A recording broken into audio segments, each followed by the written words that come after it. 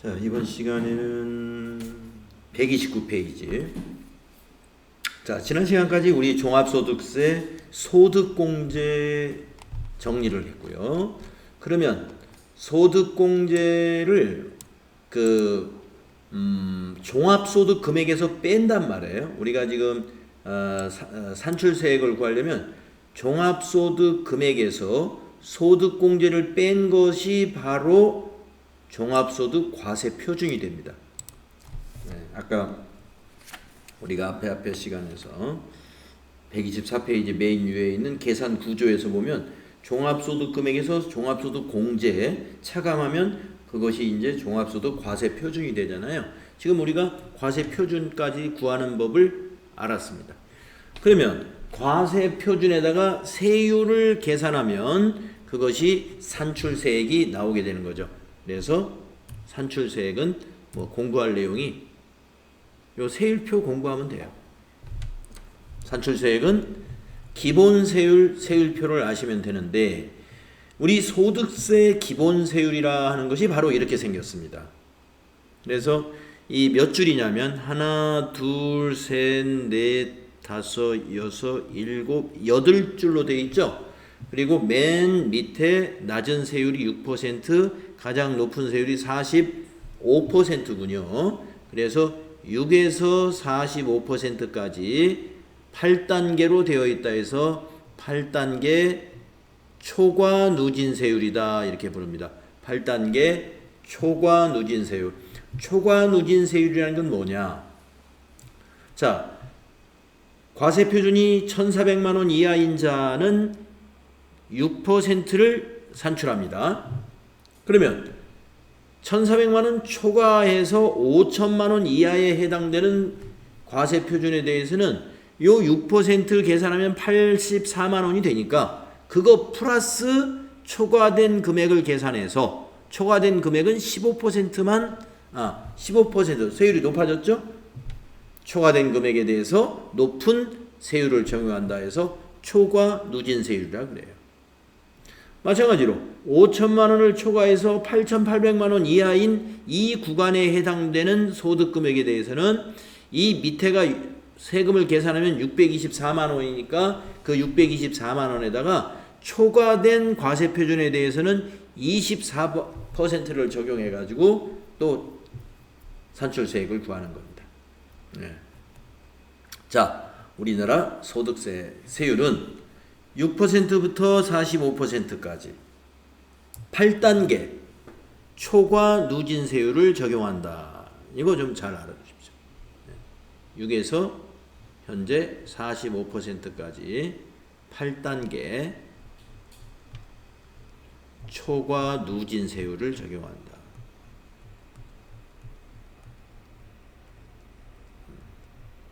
그래서 이걸 적용해 가지고 세금을 산출합니다. 그것을 우리가 산출세액이라고 한다. 그래서 우리가 앞 시간에는 과세 표준을 계산하기 위해서 종합소득 공제, 인적공제, 보험료 공제, 신용카드 사용금액, 소득공제 이런 것 등을 우리가 아까 정리를 쭉 했던 거고 그걸 빼면은 과세 표준. 그 과세 표준을 가지고 이와 같이 8단계 초과 누진 세율로 세금을 산출합니다. 이것이 산출세액이에요. 이제 우리 프로그램에서 다 계산해 줄 거예요. 산출세액. 자, 그러면 그 다음에는 우리가 뭘 공부해야 되냐? 산출세액을 납부하는 게 아니거든요. 산출세액을 가지고 다시 세액 공제를 또 다시 합니다. 세액 공제를 또 합니다. 자, 그래서 이제 이번 시간에는 세액 공제에 대해서 공부를 할 거예요. 먼저 근로소득 세액 공제. 자, 근로소득이 있는 자에게 근로소득이 있는 거주자, 비거주자는 해당이 안 됩니다. 근로소득이 있는 거주자에게 산출세액이 130만 원 이하인 근로소득이 있는 자는 55%를 세액공제해줘요. 55%를 보니까 우리가 앞에서 일용근로자의 그 납부세액, 산출세액 구하는 그 방법이 있었죠. 구조가 있었죠. 그때 일용근로자도 산출세액의 55% 세액공제 했습니다. 자, 종합소득 산출세액에서도 산출세액이 130만 원 이하다 그러면 산출세액이 좀 작은 편이에요. 그러면 55%, 45%만 우리가 결정세액이라고 해요. 이 산출세액 세액공제 빼면은 그게 결정세액이에요. 그 다음에 130만 원을 초과한 근로소득자의 경우는 그 55% 적용한 것이 71만 5천 원이니까 거기다가 초과한 금액에 대해서는 30%를 세액공제해 줍니다. 이런 식으로 근로소득 세액공제가 적용된다는 거예요. 근로소득자에게 적용해 주는 거예요. 자, 여기도 공제 한도가 있습니다. 네, 공제 한도 있다는 거 참고만 하십시오. 자, 세액공제 중에 근로소득 세액공제는 일반 근로소득이 있는 거주자에게 적용해 주는 거예요. 다음, 자녀 세액공제가 있습니다. 자녀 세액공제는 근로자만 해주는 것이 아니라 다른 종합소득이 있는 자도 다 해당이 됩니다. 그래서 공제 대상을 보면은 종합소득이 있는 거주자의 기본공제 대상자에 해당하는 자녀가 있는 경우 8세 이상의 자녀에 대해서는 다음에 따른 금액을 종합소득 산출세액에서 공제해 준다. 자, 그러면 7세까지는 왜 적용을 안 해주느냐? 1세부터 7세까지는 세액공제 대신에 자녀 수당이라는 걸 줘요. 자녀 수당, 보육수당. 자녀 수당을 시에서 주고 있습니다. 매달 10만 원씩 주고 있어요. 그렇기 때문에 그 자녀 수당을 받지 않는 나이가 8세부터 안 받아요. 그래서 8세부터 20세까지는 세액공제를 해줍니다. 소득자의 세액공제에서 빼줘요. 자녀 수당 받는 게 훨씬 크죠. 한 달에 10만 원씩이면 1년이면 자녀 한 명당 120만 원이잖아요. 네. 그래서 7세까지는 자녀 세액공제는 적용을 안 해주는 거다. 이렇게 이해하시면 됩니다. 8세부터 20세까지. 자, 한 명이면 15만 원. 두 명이면 30만 원. 그러면 두 명까지는 한 명당 15만 원으로 계산해요. 근데 세 명일 때는 세 번째 자녀는 30만 원으로 계산해 줘요. 그래서 60만 원이 되는 거예요. 30만 원 플러스 2명 곱하기 아니구나. 2명 뺀 나머지는 이제 30만 원. 그러면 3명이면 얼마예요? 60만 원이 되는 거죠. 3명이면. 그래서 자, 자녀세액 공제 이것도 기본이 있고 추가가 있습니다. 기본은 2명까지는 한 명당 15만 원. 3명부터는 2명 제외한 그 초과된 인원은 한 명당 30만 원. 이렇게 계산한다. 근데 추가 세액 공제는 뭐냐? 이번 과세 기간에 출생이나 입양이 있으면 여기 나이 상관없는 거죠. 이때는 추가 세액 공제는 자, 첫째 자녀의 출생이나 입양이 있었다. 그러면 30만 원 추가 세액 공제. 둘째 자녀의 출생이나 입양이 있었다. 그러면 50만 원 추가 세액 공제. 셋째 자녀의 이상, 셋째나 넷째 출생이나 입양이 있었다. 그러면 세금에서 70만 원을 추가로 세액 공제해 줍니다. 여기에는 나이가 8세 이상 없어요. 출생이나 입양이니까. 나이 제한이 없다. 여기서.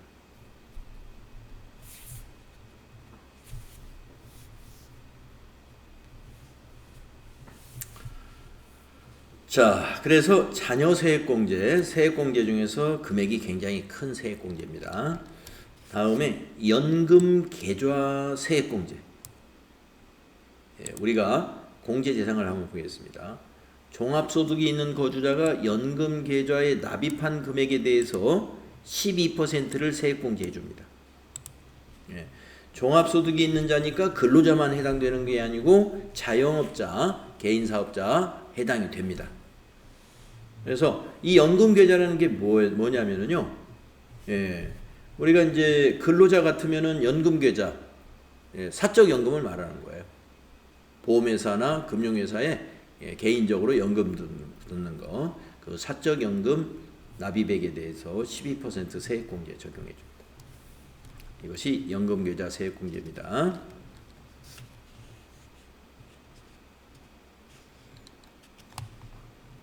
다음은 보험료 세액공제. 여기서부터는 이제 보험료하고 의료비하고 그 옆 페이지로 가서 교육비하고요. 또 다음 페이지에 넘어가면은 기부금까지. 기부금까지 네 가지 있죠. 네 가지를 가리켜서 뭐라고 부르느냐? 특별세액공제라고 부릅니다. 특별세액공제 하면은 네 가지예요. 네 가지 잘 기억하시면 됩니다. 보험료, 의료비, 교육비, 기부금. 이 네 가지 지출한 거에 대해서 특별히 세액공제 해주는 겁니다. 그래서 특별세액공제라고 하는데, 자, 먼저 보험료부터 보겠습니다. 자, 130페이지 보험료 세액공제의 대상, 공제 대상은 누구냐? 개인사업자도 되느냐?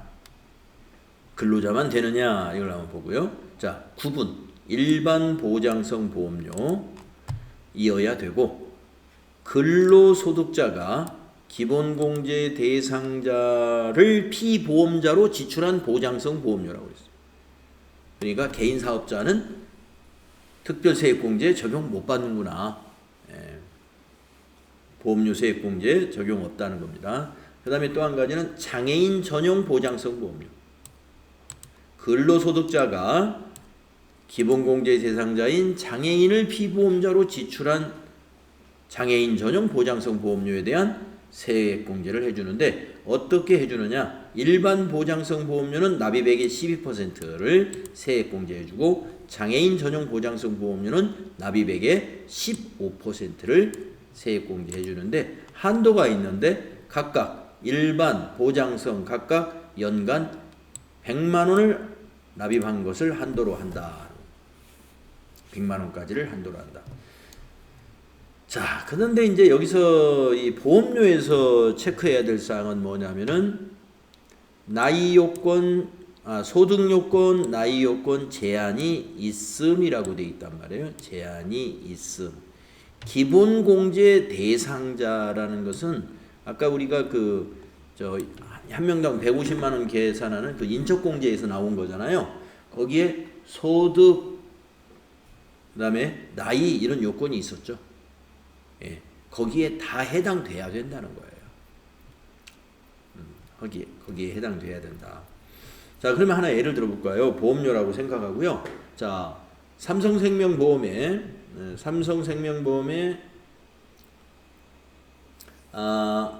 18세 고등학생 자녀의 그 생명보험에 50만 원 납입한 게 있습니다. 18세 자녀예요. 소득은 없습니다. 소득은 없는 자녀예요. 또 두 번째 자녀도 삼성생명인데 이 자녀는 대학생이에요. 23세 자녀입니다. 이 자녀도 공부만 열심히 하는 자녀예요. 소득이 없어요. 80만 원 보험료를 소득자 아버지가 납부했습니다. 자, 그러면 그 소득자 아버지의 보험료, 보장성 보험료 납입한 금액 중에서 입력해야 될 금액은 얼마일까요?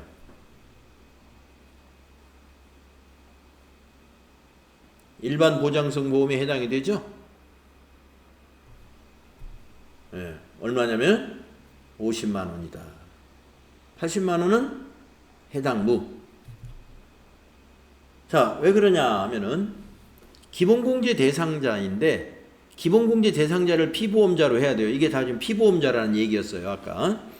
그런데 소득과 나이 요건 제한이 있다 이거예요. 그러니까 우리가 기본공제 대상자의 자녀인 경우에 직계비속은 나이가 20세 이하란 말이죠. 23세니까 안 되는 거예요. 네, 요거 잘 체크하세요. 소득과 나이가 제한이 있는 거다, 보험료는. 자, 그거 기억하시고 이제 나이가 소득이나 나이를 체크해서 입력하시면 돼요. 다음에 의료비. 의료비 이제 병원비를 말하죠. 자, 공제 대상을 볼까요? 근로소득이 있는 거주자. 그러니까 이것도 개인 사업자는 안 돼요. 근로소득이 있어야 돼. 그런데 가로 속에 보면은 나이 요건, 소득 요건 제한 없음. 네. 아까 보험료는 나이와 소득 요건에 제한이 있음이었습니다. 근데 의료비는 정반대.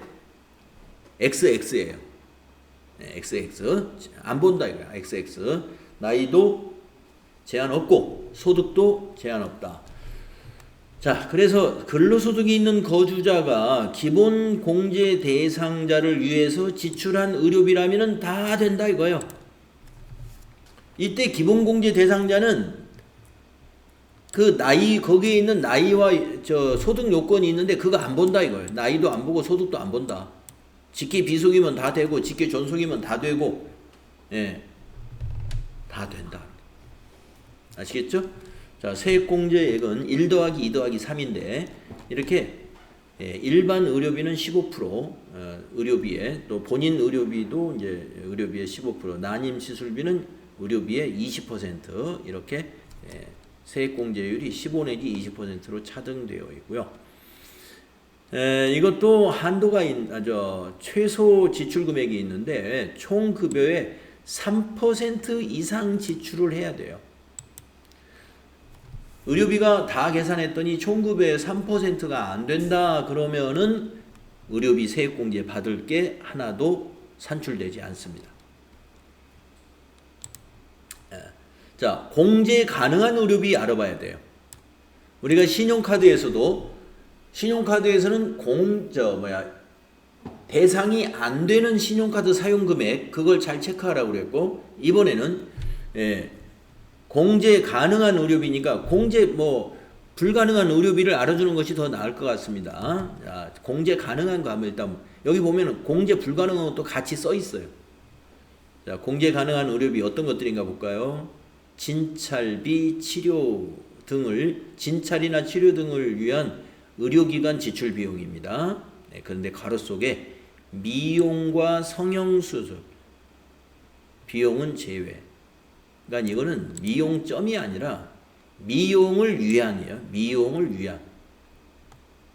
미용이 의료비는 아니잖아요. 그러니까 그 점이 아니고 제가 보기에는 그 점을 미용을 위한 이걸 줄여서 쓴 거예요. 미용을 위한.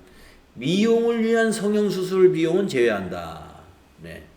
그러면 치료를 위한 성형수술 비용이라면 상관없는 거죠. 네. 공제 가능합니다. 두 번째, 치료 요양을 위한 의약품, 한약도 해당된다. 네. 그런데 가로 속에 건강 증진을 위한 의약품은 제외된다. 그러니까 한약이라고 해서 우리가 치료를 위한 한약은 다 돼요. 그런데 치료가 목적이 아니고 내가 겨울철에 건강을 대비해서 보약을 한 첩 지어 먹는다. 이런 거 있죠? 건강 증진 의약품. 그거는 의료비에 포함될 수 없습니다.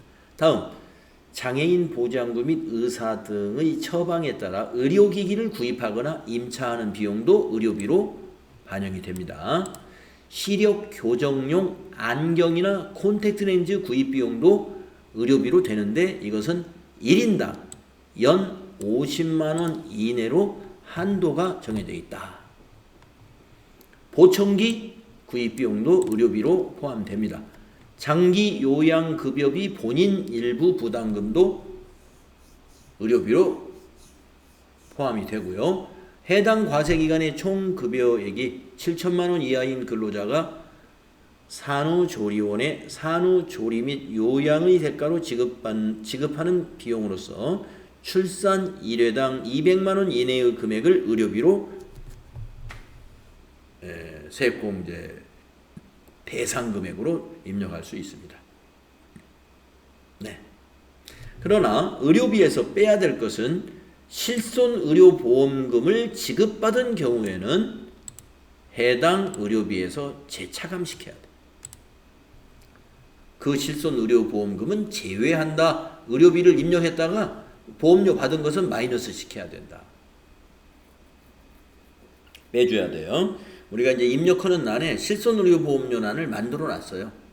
프로그램에다가. 그러니까 의료비에 일단 입력하고 그 다음에 실손의료보험에 또 입력하면 알아서 빼집니다.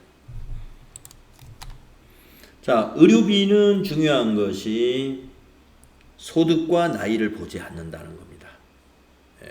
그래서 직계존속, 직계비속, 형제자매, 배우자 이런 사람들의 병원 치료비를 소득자인 내가 부담을 했다라고 하면은 그 환자가 나이가 몇이든 소득이 있든 상관없이 의료비로 입력이 된다 이런 얘기입니다.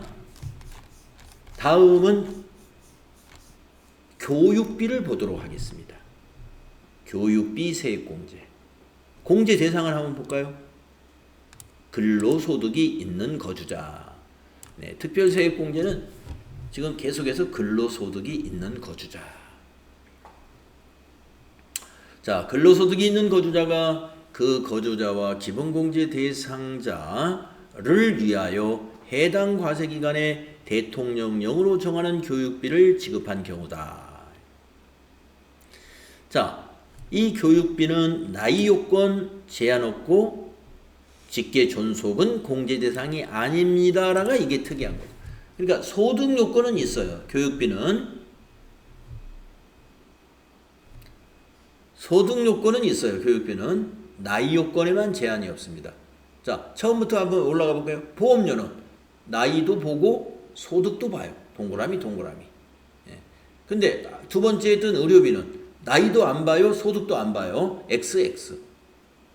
자, 이번에 나온 교육비. 세 번째 특별세액공제. 이거는 나이는 안 봐요. X. 소득은 봅니다. 동그라미. 본다는 건 동그라미예요. 제가 이제 여러분에게 이 소득세 관련해서 시험, NC에서 평가 시험 하잖아요. 요 문제 낼 거예요. X냐 동그라미냐. 칸에다가. 그럼 여러분이 동그라미 친다는 것은 본다는 뜻이고 안 본다 하는 건 X예요. 그러니까 교육비에는 어떻게 해야 돼요? 나이에다가는 X 치고 소득에다는 동그라미 해야죠. 소득은 본다. 그 다음에 교육비에 또 특이한 거 하나가 직계 존속은 공제 대상이 아닙니다. 교육비에서 배우자 거도 되고 자녀 거도 되고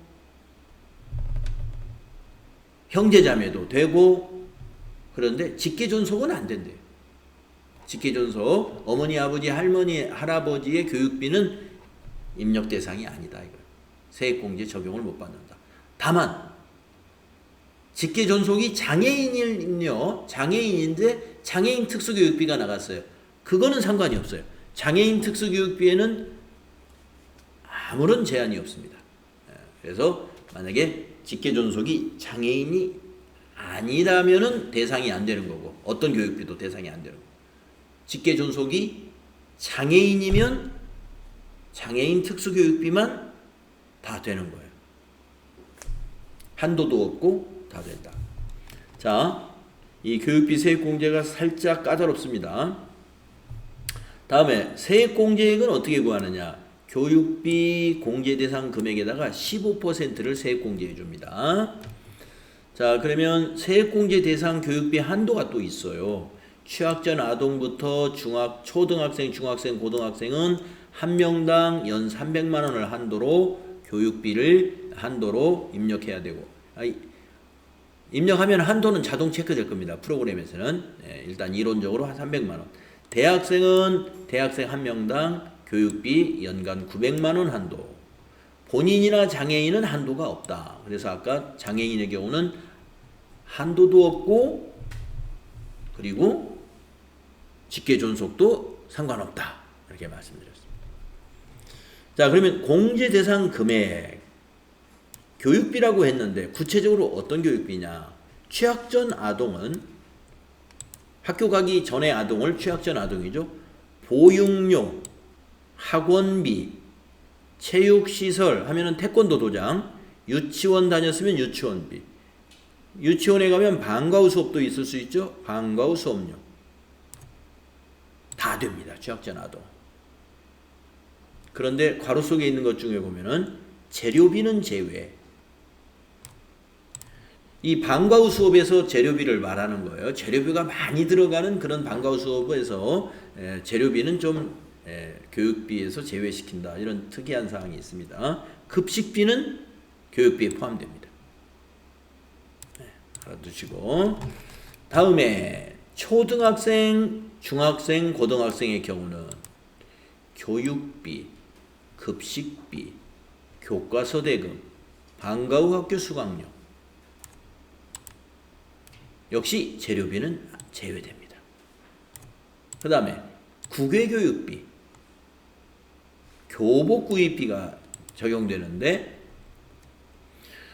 이 교복은 초등학생은 안 돼요. 중학생, 고등학생 한 명당 연 50만 원 이내로 입력할 수 있습니다. 현장 체험학습비도 되는데 한 명당 30만 원 이내로 입력할 수 있습니다. 현장 체험학습비 한 명당 30만 원. 방과 후 수업에서 빠지는 건 재료비. 네. 자, 그 다음에 취학전 아동하고 다른 점을 하나 볼 수가 있는데 취학전 아동에는 학원비가 들어가 있는데 초중고생에는 학원비가 없어요. 그걸 잘 기억하셔야 돼요. 그래서 학원비는 교육비에 집어넣는 경우는 취학전 아동의 경우에만 교육비로 본다는 거예요. 학원비는 학교 들어간 학생들부터는 교육비에 포함을 못 시킵니다. 학원비를. 그 다음에 다음 페이지 보면 대학생의 한도는 어떻게 되느냐. 아까 한도는 아까 나왔을 거. 대학생 한 명당 900만 원. 자, 대학생의 교육비는 뭐냐? 그냥 교육비. 아니면 유학을 보냈으면 국외교육비. 아까 초중고생도 국외교육비 다 돼요.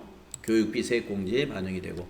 그 다음에 근로자 본인의 교육비는 뭐가 있느냐? 교육기관에서 교육비, 대학에서 교육비, 대학원 다녔으면 대학원의 1학기 이상의 교육비,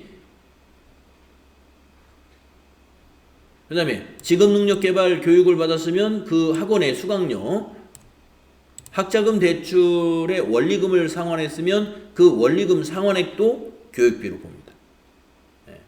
그러니까 우리가 근로자인데 근로자가 학창시절이 있었을 거 아니에요? 대학교 다닐 때 학자금 대출을 받아서 학교를 다녔어요. 그래가지고 대학교 졸업한 다음에 취업을 하면서 그 학자금을 이제 소득이 있으니까 갚아 나가겠죠. 그걸 그때 세액공제로 적용해 준다. 그 얘기입니다. 근로자 본인 거 어떤 것이 들어가는지 다 보세요.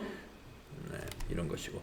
그 다음에 장애인 특수교육비, 사회복지시설 등의 기본공제 대상자인 장애인의 재활교육을 위해 지급하는 비용입니다. 이 경우는 소득금액의 제한도 없고 직계 존속도 공제 가능하다. 장애인 특수교육비는 한도도 없고 직계 존속도 되고 소득도 보지 않는다. 원래 교육비 소득 보는 거잖아요. 나이만 안 보지. 그죠? 교육비는 소득은 보고 나이는 안 본다라고 했었어요. 그런데 장애인 특수교육비는 소득도 안 보고 물론 나이도 안 보고 또 직계 존속도 되고 교육비는 원래 직계 존속 안 되는 거였어요. 장애인 특수교육비는 된다. 자, 그래서 지금 특별세액공제 4가지 중에서요 3가지를 했는데 이 3가지가 전부 다 근로소득이 있는 자였고, 그리고 보험료는 동그라미 소득과 나이를 다 보는 거고, 그 다음에 의료비는 XX, 소득도 나이도 안 보는 거고, 교육비는 동그라미 X, 나이는 안 보고 X, 소득만 본다 동그라미. 이런 거 알아주시고, 근데 장애인 특수교육비는 다 안 봐요. 소득도 안 보고 나이도 안 따지고 직계 존속도 가능하고. 상당히 좀 복잡해집니다. 이렇게 여러 가지의 제도가 있기 때문에 이제 복잡해지는데, 우리가 이제 뒤에서 막상 연말정산 자료라는 걸 프로그램에다 입력해 보면 그때 다시 정리가 돼요. 그래서 그때 다시 정리를 하는 거니까 우선은 이제 이런 것을 내가 한번 들었구나, 이런 기억만 나면 되겠습니다.